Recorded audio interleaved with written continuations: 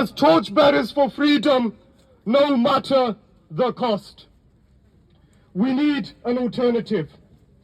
Every MP that refused to stand with Palestine and refused to vote in favor of a ceasefire has blood on their hands and have no moral standings.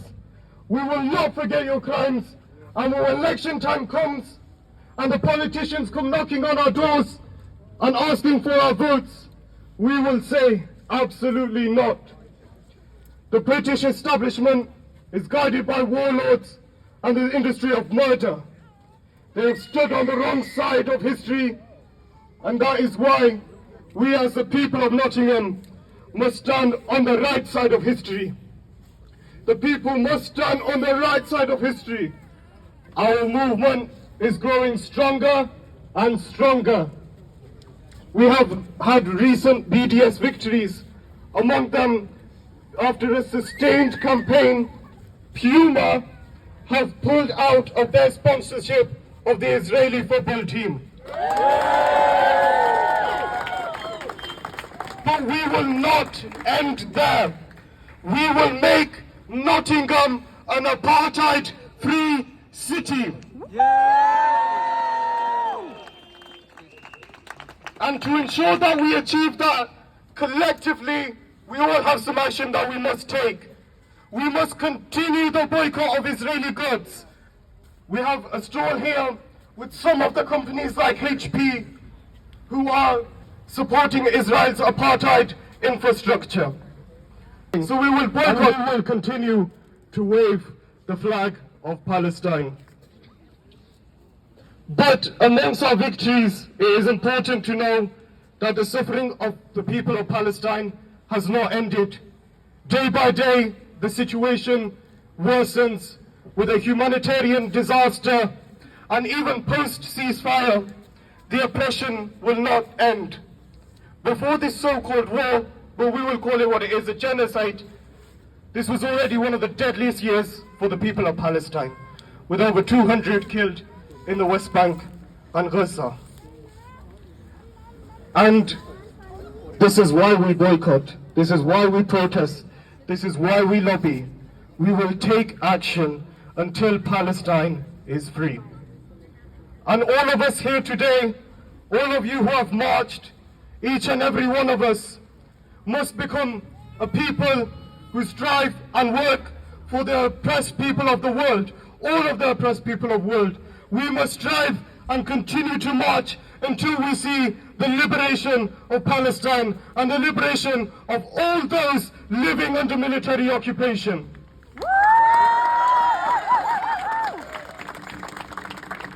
We must dedicate our days and nights and sacrifice our wealth to build a movement to stand for justice. Now we have people from all faiths. We have Jews marching with us, we have Christians marching with us, we have atheists marching with us, we have Muslims marching with us, we have people from all faith and not unknown with us today. And I'm proud that the Council of Mosques has continually organized coaches, supported local Palestine activists. Do not then follow your own desires, lest you keep them away from justice. If you twist or turn away from the truth, know that God is all aware of what you do. We know with full conviction that Palestine will be free from the river to the sea. As we witness a genocide take place,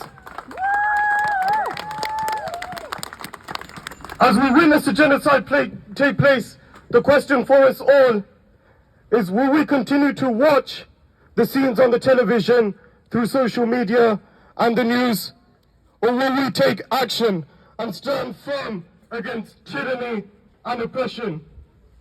We cannot afford to grow tired. We cannot afford to burn out.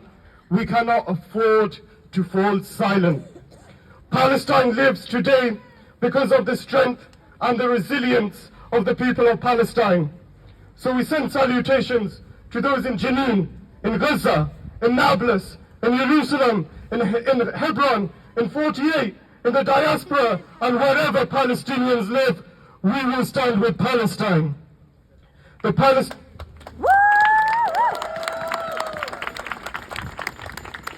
The Palestinians have not forgotten their struggle, and if we grow tired, if we stop marching, if we stop boycotting, and if we stop taking action, then we are doing a disservice to the people of Palestine.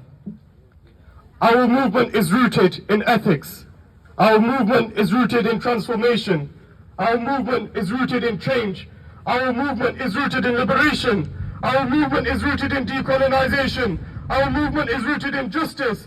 Our movement is to end the genocide. Our movement is to free Palestine. Palestine! Free! Palestine! Free! Palestine! Free! Palestine! When we say free Palestine, we say from Kashmir to Palestine, occupation is a crime. Can we all chant that together? From Kashmir to Palestine, Occupation is a crime! from Kashmir to Palestine, Occupation is a crime! from Kashmir to Palestine. Occupation is a crime! When we say free Palestine, we say dismantle structural racism. When we say free Palestine, we say tear apart settler colonialism. When we say free Palestine, we chant the chants that the government wanted to ban. When we say free Palestine, we will roar from the river to the sea. Palestine will be free! 1 million of us had marched in London, and we are prepared to do it again. Rather, it is our duty to do it again. So save the date, Saturday 13th of January. Save a reminder on your phone now, put it in your diaries, get your families along, look out for the coaches in the next week. We will have details of the coaches going down. For today is from Friends of Al-Aqsa, one of the co-organizers of today's march. So please put your hands together and give a warm welcome to Adil Khaja. Good to see everybody out here, young and old, people from all kinds of places. It's really, really nice to see. So give a hand for yourself.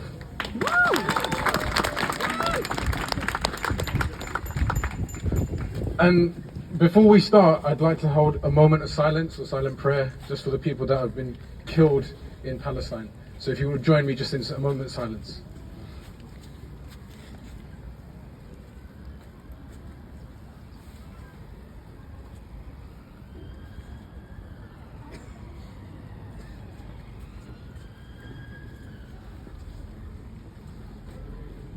Thank you. For the last 2 months, the Israeli government and their long-time allies have tried their best to shame and demonize those of us who choose to come out and stand for justice, for truth, and for humanity. For the last 2 months, politicians have attempted to silence academics, journalists, musicians, and even our students. This censorship is a clear attempt to silence and intimidate anyone who would raise their voice and take a stand against the ongoing oppression and genocide in Palestine. For the last 75 years, Palestinians have been subject to displacement and death. Most people alive today will only know a Palestine that's been occupied. Not only have they been deprived of their human rights and their lands, but they've also been deprived of their voices. Not only have their homes been stolen, but they've also been robbed of their dignity, freedom, and agency. But we, the global majority, have chosen not to be silenced. We have seen the indomitable spirit of the Palestinian people facing unimaginable suffering. We've seen mothers holding their babies wrapped in cloth. We've seen wives holding the shoes of their husbands because that's all they've got left. We've seen doctors identifying their own children while they're working to save others in their hospital. And we've all seen grandfathers holding their grandchildren, the lifeless bodies of their grandchildren, saying, "Wake up, soul of my soul." Oh. We are merely here. I'm sorry. It's okay. Woo!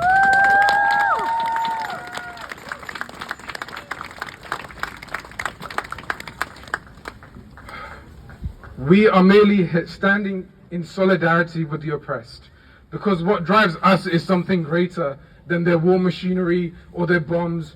What we have cannot be bought or sold. We do not march out of hate, as some people would have you believe. We We believe in justice, equality, and peace for all people. This is why we march week in and week out, and we can't stop today. The brave and courageous Palestinians over the last 75 years have undergone exile, and despite all of the horrors and the deaths, they are still here. They will not be moved, and they refuse to be erased. The native Palestinians have a deeply rooted attachment to their land. The relationship can never be destroyed, no matter how many bombs or bullets are thrown in their direction. The cruel and total blockade by land, sea, and air means that it's difficult for aid to reach them, but our voices can lift them. When they see us marching in our thousands and in our millions on the streets of every major city around the world, they see that they are not alone. They hear us and they call us to keep marching, to keep protesting, to do whatever we can to put pressure on our leaders to bring about a lasting change and a lasting peace, in the hope that one day they will taste their freedom. Freedom from Zionism, freedom from violence and bloodshed, and to live in peace and dignity when one day the children of Palestine will wake up to the sweet sound of birds and laughter and not bombs. Woo!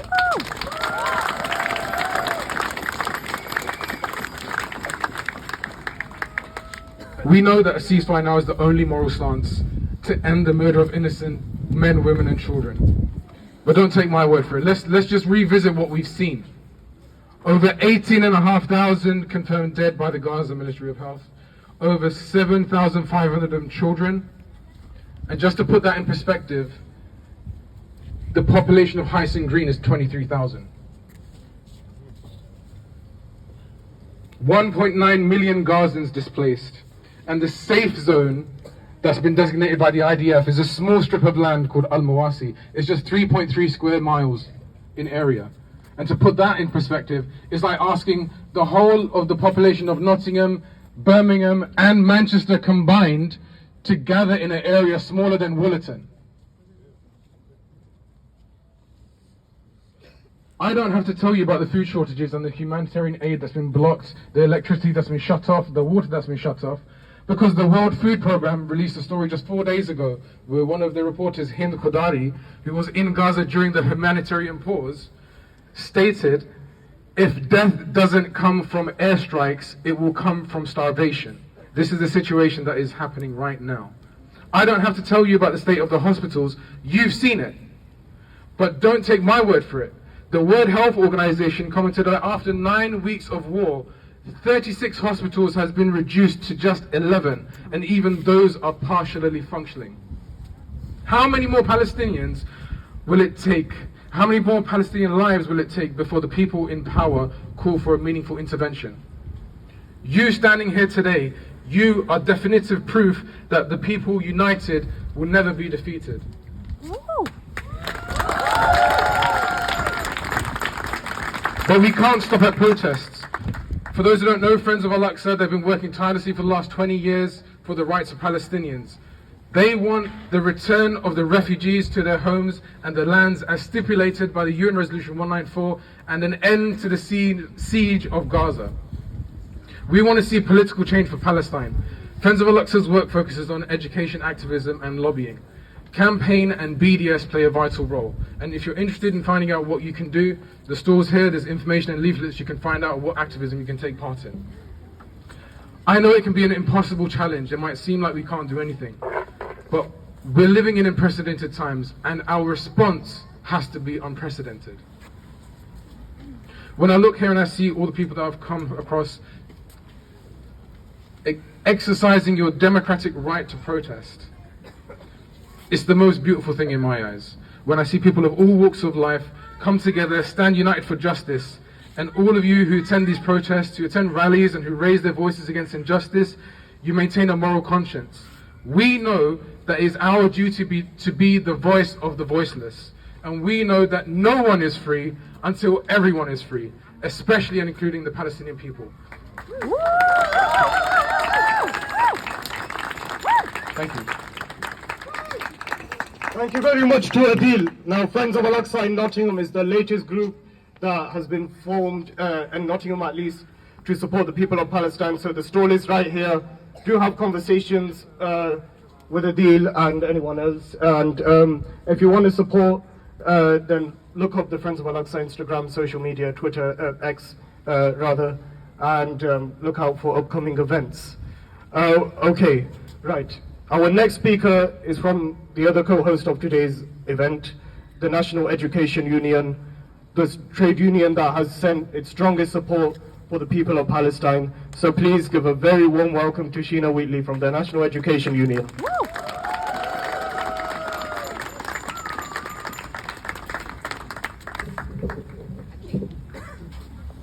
Yeah, that's brilliant.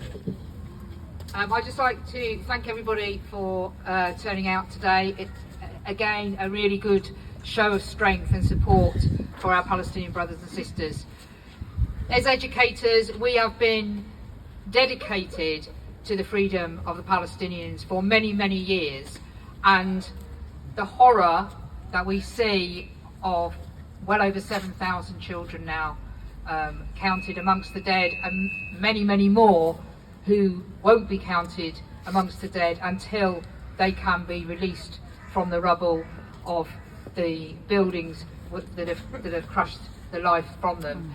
It is unbelievably distressing to be unable to force the government to take the stand that it needs to take.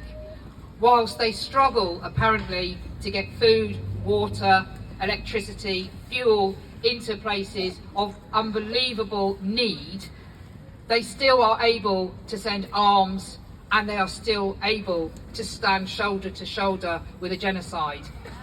I am absolutely heartened every time we're out and we are raising the voices for the freedom of the Palestinian people. To stand in front of some of these pictures of the lives that will never be fulfilled is the most heartbreaking circumstance that I can imagine as an educator.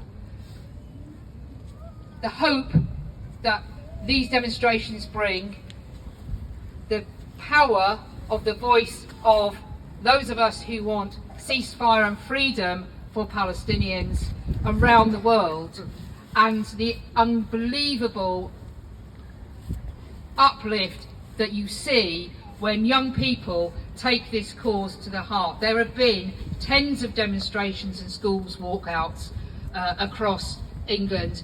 There have been protests at lunchtime from our young people, from young people in our primary schools up to our university students. We need to give them support.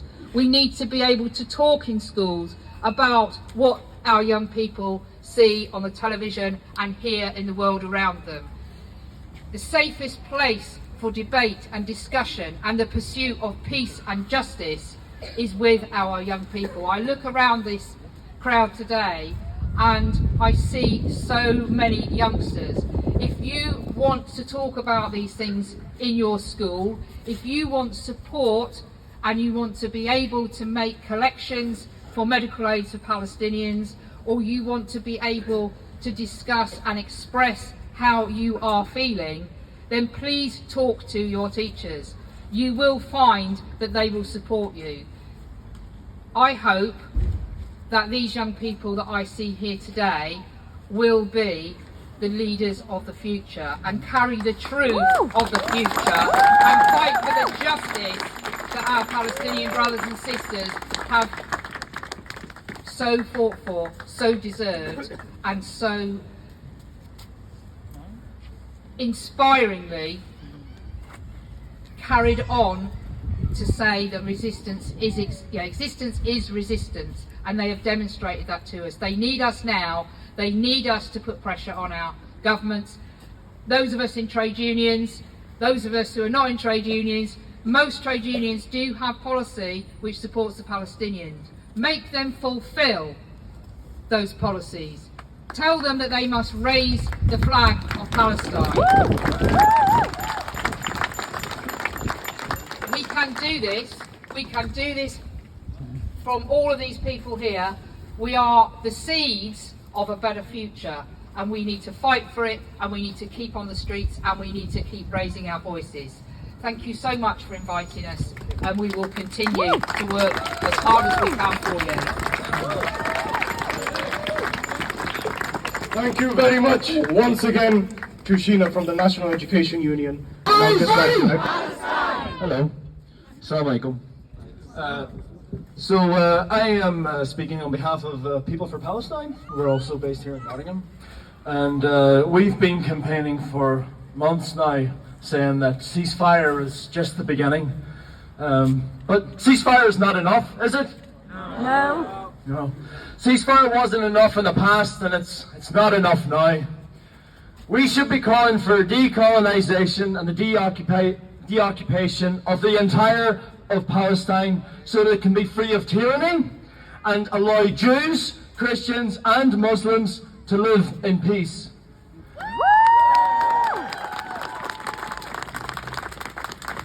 Now, we are witnessing a genocide and apartheid in Palestine, a second Nakba being broadcast live around the world. We are witnessing the international community either sitting in paralysis, looking away, or actively enabling this genocide by either financing, arming, and defending Israel's attacks. Now, our government is committed to supporting Israel as it performs genocide. A genocide that the UK refuses to admit is even happening.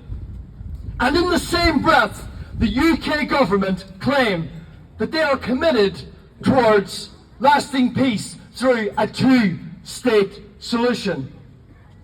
Will this achieve peace in Palestine? No. No, exactly. People for Palestine have been saying this for years, and we have been called a radical group for saying that.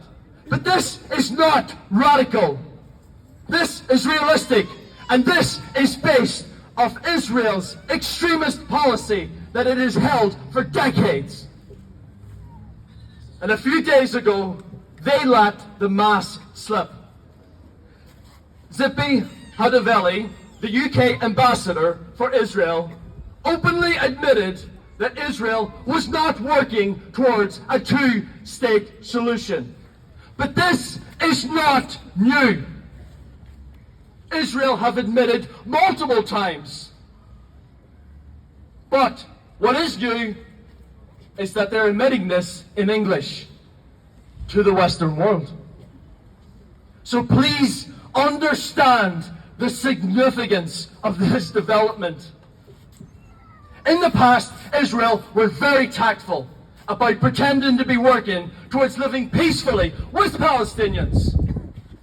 But we have reached a point where our country has allowed Israel to murder 20,000 Palestinians without so much as a slap on the wrist. So now, they no longer feel the need to hide their true intent to wipe out the Palestinian people. At the start of October, at one of our first demonstrations, People for Palestine spoke about the 10 steps of genocide. The final one being denial. The final one is denial. Zippy Hadavelli has done exactly this. She stated that there's no humanitarian crisis in Gaza. This was when at least 3,000 people had been murdered by her government. Shame! Shame. She denies the Nakba. She says it's an Arab lie. And if anyone dared deny the Holocaust, there would be rightful outrage. And in certain countries, they would have broken the law. The atrocities carried out against the Jewish people created our legal definition of genocide. It makes it that much more disgusting that these same atrocities are being used to justify yet another genocide. Woo! And to silence those trying to speak out against it. And you may be wondering, what do I mean by this? within our government right now, our MPs still refuse to acknowledge what is happening in Palestine as a genocide. Despite multiple scholars and UN specialists stating that this is a genocide in the making. Why must we wait for the blood to dry and the smell of death to dissipate before the label of genocide can be applied to these atrocities? Naming injustice is crucial to claiming justice. I will repeat that. Naming injustice is crucial to claiming justice. We need to call this what it is. This is a genocide. This is a what? A genocide. This is a what? A genocide. This is a what? A genocide. And this genocide is continuing right now as we speak. Between now and Christmas, it is estimated that 1,400 Palestinian children will be murdered. In the birthplace of Christianity, during this festive season, our government, our media, and our high street are lending their support to the terrorist state of Israel. Shame. We have a lot of privilege in the UK, and we need to utilise it to take meaningful and effective action for Palestine. From the river to the sea! Palestine will be free. Thank you very much. Right, our next speaker is from an organization that has stood against war and imperialism for years and is one of the co-hosts of today's demonstrations. Please give a warm welcome to Tom and Terena from the Campaign for Nuclear Disarmament. For these past months, and thank you also to our previous speaker who emphasised the important reality of what is now unfolding in Palestine. It is genocide. It is genocide. I'll return to that shortly. But let's not forget that the Palestinians have not been suffering like this for just the past few weeks. It's been going on for 75 years. For 75 years they have been killed, dispossessed, forced from their land. Palestinian babies and mothers have been slaughtered with impunity by the Israeli government. And what we've seen over the past few weeks is simply an enormous intensification of this horrific 75 years of history. Now, the Campaign for Nuclear Disarmament was set up in 1958 to prevent nuclear genocide, prevent the pressing of that button and the extermination of millions and millions upon millions of us.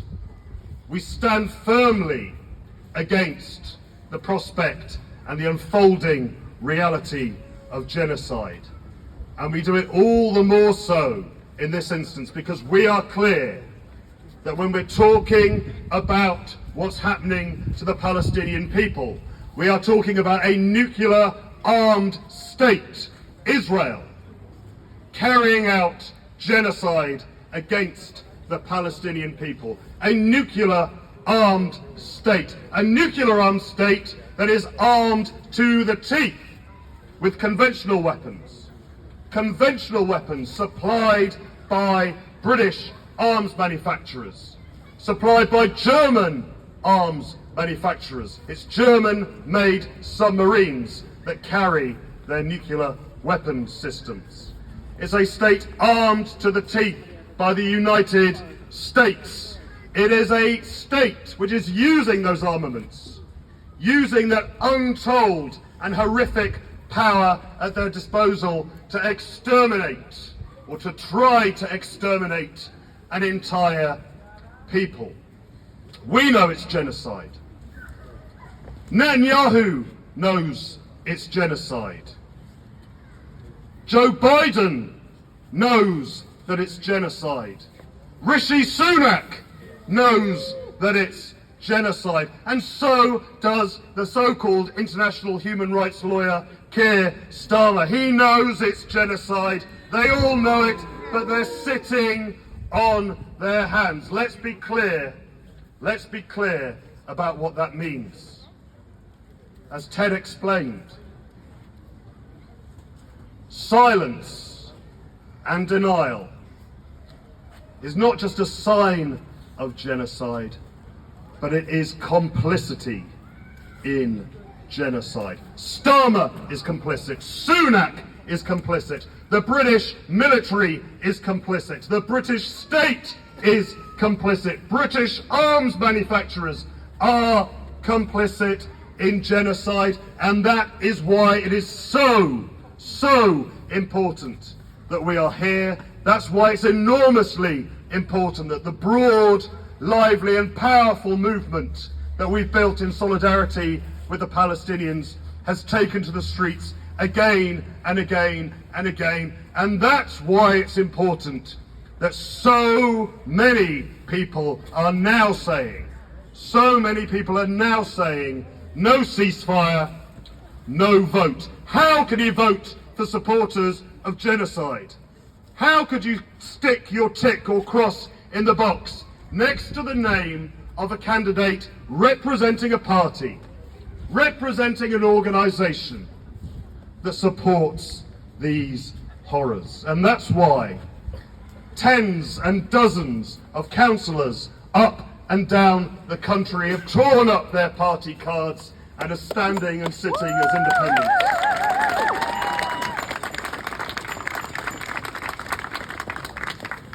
Because let's be clear, if you're an elected politician and the state you represent is complicit in genocide, tweeting your horror at the fate of Palestinian men, women, children and babies just won't cut it.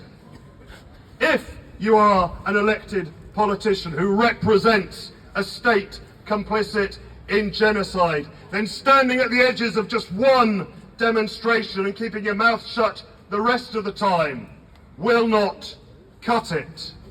We demand that they take action. We demand that they stand by their words, and we demand no ceasefire, no vote. Thank you.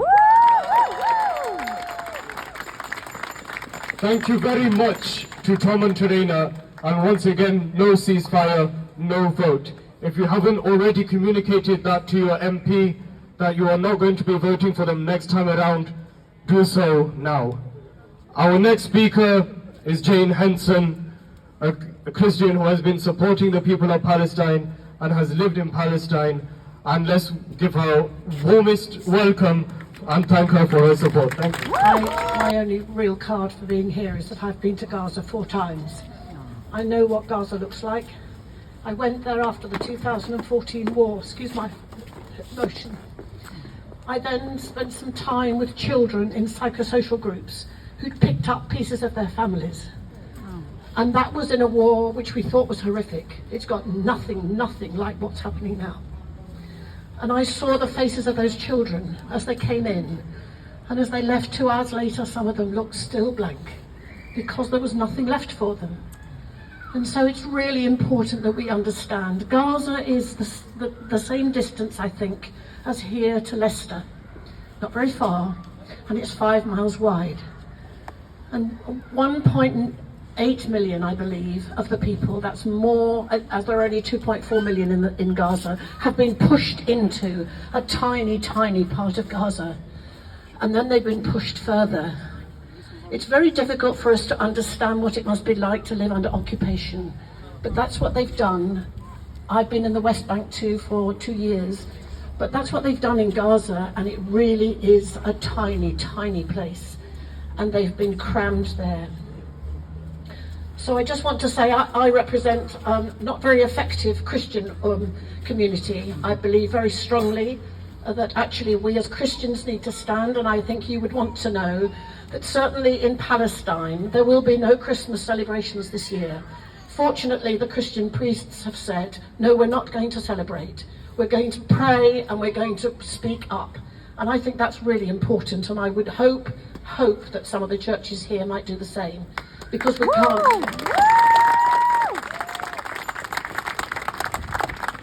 But one of the things, my husband's been out and helped rebuild 7 demolished homes. There will be many more to be built now. But we actually do understand something about the pain of the occupation for people, and we've had the privilege, and it is a privilege, to stand by and to actually be alongside people in their pain. But I was very struck the other week when we had a friend from Hebron, who's from the Hebron community group, I'm sorry, I can't remember the name now, and she said, my challenge to you is, how long will you go on supporting us? And that's really haunted me over the last few weeks. How long are we prepared to go on coming out and demonstrating, speaking up, putting stuff on Facebook, writing, doing whatever? It's the challenge from the people who have got no voice.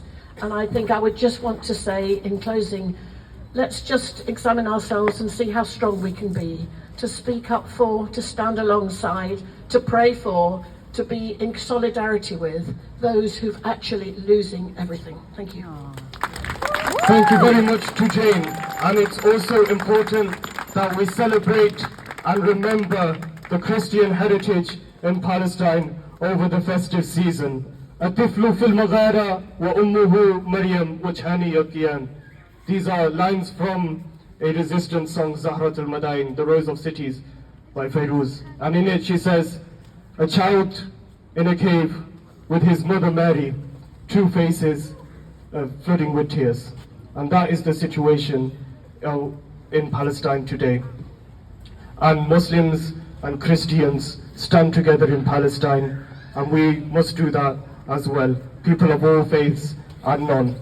So it gives me great pleasure to bring our next speaker from an organization that has stood with the people of Palestine and stood for oppressed people, the Jewish Voice for Labour. So give a warm welcome to Mike Scott. Thank you. I'm horrified at what's going on in Gaza. I'm here also, and perhaps more importantly, because I'm Jewish. Now, mostly you will hear from politicians in Britain, from Sunak, from Starmer, and of course from politicians in Israel as well, Netanyahu and all of his scum. But every Jew supports Israel. And that's not just wrong, it's a lie, and it's always been a lie. There have always been many Jews who do not support Israel, who do not see Israel as their homeland. My ancestors came here, my grandparents came here as migrants, as refugees. And this is their home, and as a result of that, this is my home as well, in Britain. And the same goes to all of you here, wherever you came from. So what does it mean to be Jewish? Does it mean you support Israel? No, it does not. Because there are many strands of Jews, the same as there are in any other group, in any other religion. And not all Jews are Zionists by any matter of means. And it's very important that people understand that this is not a fight between Muslims and Jews. This is a fight between Palestinians and Israelis. For many Jews, being Jewish means that you fight alongside people from other backgrounds for justice and against racism and discrimination of all sorts. And right now, in this country and at this moment, it means supporting the Palestinian people against Israeli attempts to expel them from their homes, against Israeli apartheid and against Israeli war crimes.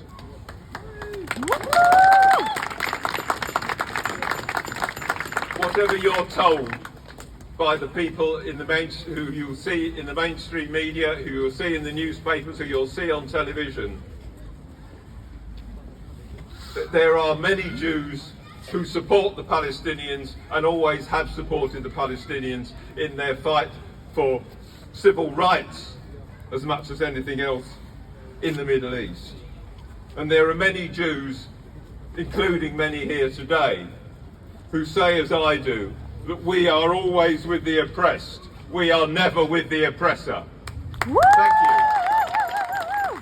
Our last speaker before we end today's program is Angie Mindle from Nottingham PSC. So please welcome Angie.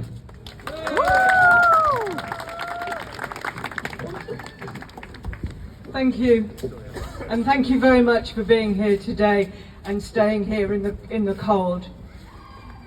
I want to finish with a poem by the Gaza academic, writer and poet Rafat al-Ariyah, who was assassinated a few days ago by the Israeli military.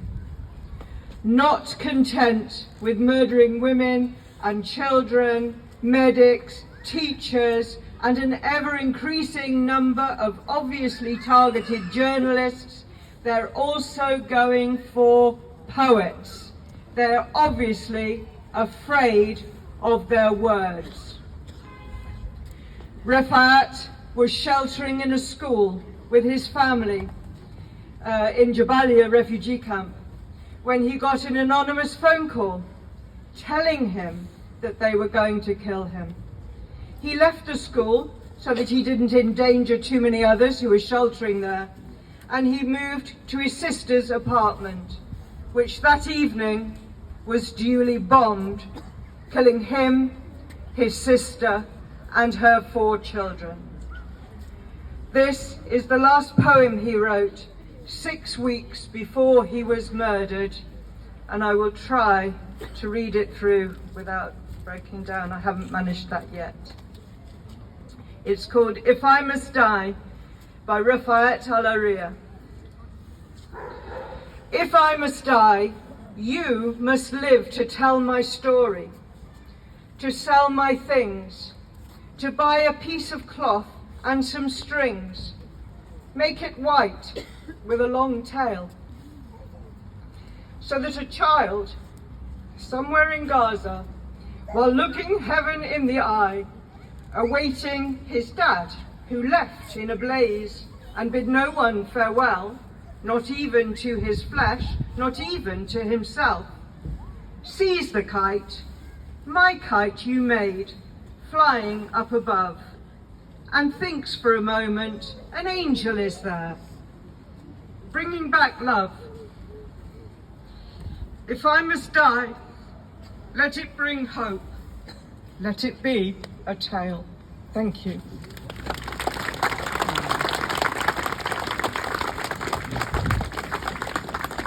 Thank you very much to all of you for coming here today, and we must remember, we must stand with Palestine, we must stand with Gaza, and we will not forget them. We will not forget Gaza. So do look at the following actions that are taking place. We've got a stall here for Friends of Al-Aqsa. They'll be promoting their events. Palestine Solidarity Campaign, any other organisation. There's a demo next week, next Saturday. So please continue to support Palestine, continue to join the demos, continue to support those organising. Thank you very much, and that's the end of today's process. Palestine! Palestine! Palestine! Don't forget People for Palestine next Saturday, 12 o'clock, St. Peter's Church.